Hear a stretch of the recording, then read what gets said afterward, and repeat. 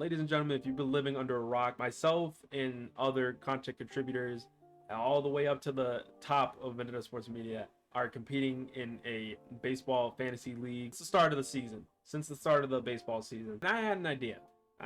For those of you who have been following this channel and following VendettaSportsMedia.com for a while, you may know that I am a gamer. More specifically, I play a lot of MLB The Show. I put in my fantasy team into MLB The Show to see how they stack up in terms of a virtual sense and a gaming sense. I'm currently, I believe, in 3rd or 4th place in my division, and there is 12 teams in the fantasy league. And yeah, I think even if I'm in 3rd place, it's pretty much a dogfight between Trey and Matt Hannafan for 1st place right now. Those guys are like 9-1, so crazy stuff. But for me, I'm happy where I'm at right now. My team's at 500. My team got hot after I traded away my best hitter in Yordan Alvarez, but I feel my team is in a good spot. Let me just go up and down the lineup. But obviously, I don't have all the cards at my disposal, so pretty much I just go with whatever cards I have. I'm not gonna, it's already hard enough to get stubs, let alone try to go out and just buy players that I want, or like the best versions of cards. So we're just gonna have to rock with what we got, and we just gotta see it through. So in left field, an MLB The Show legend for me is the WBC Anthony Santander, and I'm not talking about this card specifically, but Anthony Santander. Ever since I started using him, I believe last year or the year before, I believe it was MLB, I think it was MLB 21 actually. I used him a lot, and this dude was absolutely just insane, an absolute menace for me patrolling right field. After getting familiar with Anthony Santander, he became one of my favorite players to watch, especially out there in Baltimore. The Orioles are on the come up, and those guys are fighting for a playoff spot right now, even though it's still only June and we're coming up to the halfway point of the season. But credit to Baltimore. I mean, shout out Baltimore and Baltimore Oriole fans over there.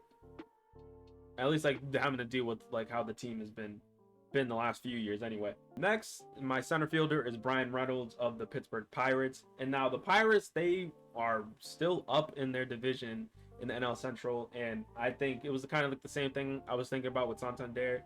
Get some switch hitting capability, and I feel Bryan Reynolds is, I can't picture him having a bad season. It was kind of the same thing when I had Yordan Alvarez. I just thought that Bryan Reynolds is such a good hitter, and I feel like he has to be because his defense. But I think when you have the bat that he has, then it's okay. I will say this, because I have to use some, I'm pretty sure I'm gonna have to use more live series players than I think in terms of building these teams in the future. So fingers crossed it doesn't come down to it when I have to rely on one of these guys to get me a big hit. My right fielder is Hunter Renfroe, now of the Los Angeles Angels. Now, I picked up Hunter from free agency. I, for the life of me, don't know who dropped him, but I think Hunter the last few years has kind of found his place in amongst MLB, or just the MLB landscape. So I'm going to go 1st to 3rd. So first base is Platinum Glove winner Nolan Arenado. I feel like Nolan Arenado has been a model of consistency both on defense and offense, and the whole narrative of him not being able to hit outside of cores, like all that stuff's dead now. He's still one of the best third basemen in the league, and I would have loved to have him at third base because it would just make a lot more sense. I feel in terms of MLB The Show aspect, I love using guys with great defense. Second base, spoke about him earlier, Mookie Betts. Love Mookie, and I thought the trade was a really good one for me, and it kind of reaped the benefits of that, kind of going on a decent run those last couple of weeks there, and getting to 500 the way after my team started, definitely nothing to be too upset about. Another player from the trade that I referenced earlier, Tommy Edman. Tommy Edman was kind of the same thing with Nolan Arenado, and in this game, or just over the last few years in MLB The Show, Tommy Edman's just been absolutely just incredible for me. Just always a high average and get hit those clutch home runs when I needed him to. Now, third base wraps up the 4 switch hitters that I have in the starting lineup, and that's Francisco Lindor. Francisco Lindor was one of my top picks. Lindor is still looked at as one of the best shortstops in the league, not only because he has the great glove, he's a switch hitter. He can hit with power on both sides of the plate. Catcher is Dalton Varsho. Now, Dalton Varsho, I really picked him because he had that catcher and outfielder capability, make him a lot more versatile. Obviously, he's listed as a left fielder here in MLB The Show, but we have him at catcher today, obviously, because I believe he was either that or using Gabriel Moreno, who isn't on my team anymore. I had to make it work. I wish that Diamondback's finest card from last year was in the game. Would have been perfect, or at least like help me out a little bit. But he's had himself an okay season. I know the average is down, but he has 11 home runs, so he seems more as a righty specialist in terms of the game. But he's going to supply good defense in the game, so, and he kind of has a little bit of pop against right-handed pitching. But other than that, he's there because of the versatility and the fact that he can play catcher, which is most important. And now to round up my lineup is the designated hitter, my top draft pick in Juan Soto. Now Juan Soto started off the season for me poorly, and that there was even times when I initially thought about trying to ship him off somewhere, but I feel like that would have been too reactionary of a move at the time, especially with my top pick. Again, I was looking for great offense in terms of that pick, and I feel like Juan Soto was going to be that guy. He's going to have himself an MVP caliber year for the Padres, get his batting average above 300 and near the top in the league in home runs, just absolute monster stuff. And I feel like he had a bunch of seasons like that, like just ready and just waiting in the wings for him, whether it's with the Padres long term or not. Pitching staff, I'm not going to get too much into it because realistically that's not the strong suit of my team, even though they've been picking it up lately. I got Chris Sale, who's on the 60-day IL. Yeah, not fun. Jesus Luzardo. I give Jesus Luzardo of the Marlins a lot of credit. He is pitching like one of their top starters. Garrett Whitlock from the Yordan Alvarez trade. Mitch Keller has been the biggest pickup for me because he's pitching like a legit ace of that Pittsburgh staff. Bullpen is, I only have 3 relievers in my bullpen. So everybody else, I picked legends, but obviously I'm not going to use them unless I have to. So pretty much I'll have to burn through my pitchers or whoever's on any given roster, and then if I have to go to those guys. I got Andres Munoz, who just came back off the IL. Alexis Diaz, I feel like was going to be a good pickup, and it kind of showed as much because he's been pitching really well for the Cincinnati Reds, as well as Jose Alvarado, who I picked up in free agency, who's been absolute nails for the Phillies. But yeah, there's my squad. We're gonna hop into this ranked seasons game. Had Sale on the bump to go up against my opponent. I have Mookie leading off with Lindor and Soto to be my top 3 hitters. He had a decent little team, obviously not the best team you can have at this point in the year, with a bunch of the 97s and 99s that they have in the game now. Crazy stuff. Still not, to be honest, not really the biggest fan of how they're going about content this year in terms of overalls and things like that, but that's a video for a different day. But he switched to Justin Turner to try to get as many righties as he can in his lineup, so that just showed me how I can go about attacking him because he's not the biggest fan of same-sided hitting and pitching.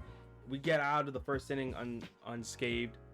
1, 2, 3 for Chris Sale, which is pretty much like off and on with him. I like Sale cards, but then there's times he gets lit up.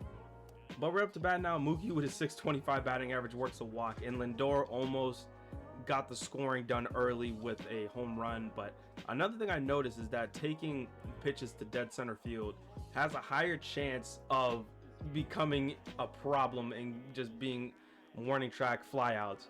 And Mookie almost got doubled up. I did not control him. That was all the AI controlling the base running. Juan Soto had a chance to bring Mookie home and try to get some scoring done early, but pops up with the lefty.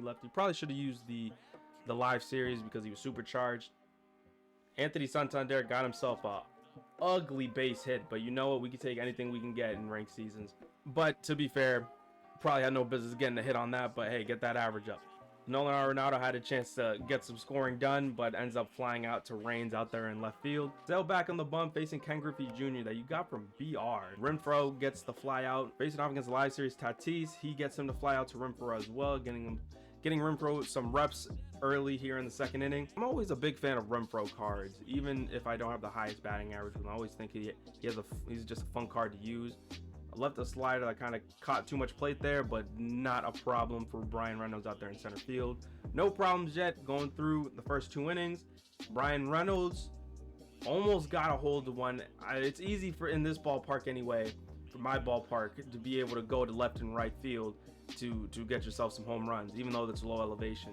But like I said, Hunter Renfroe, I always like using his cards, and he let a slider catch too much plate, and Hunter Renfroe smokes one to left for his 6th home run of the year. Shouts to Hunter Renfroe, absolute bomb. But my opponent comes back and responds with same exact kind of pitch, slider, caught too much plate with Mike Napoli, and he smokes one in the left field seats as well. Sale didn't allow that to ruin him as he gets Trevor Story to ground out. Al Leiter throws a fastball up and into Lindor, and Lindor smokes that to left field, into the seats and left again, sending souvenirs their way. And then Anthony Santander is going to keep the offense going with 2 outs, and he smokes a double to right center field.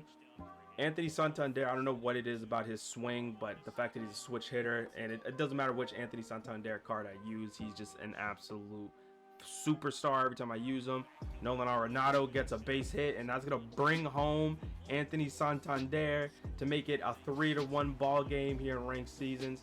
Brian Reynolds comes up to hit, and he leaves a hanging curveball, but couldn't do anything with it. It was a good spot, even though it did hang. We get Sale back out there with a decent lead, and Sale was dealing. He wasn't big in the strikeouts in this game, but he was getting guys uncomfortable. As you could see that he was going up and into the lefties. Ken Griffey Jr., he was causing him some problems, striking him out on 3 pitches, all high velocity up and in. And we were going back out to hit, and we got Hunter Renfroe again looking to replicate what he did in his first at bat.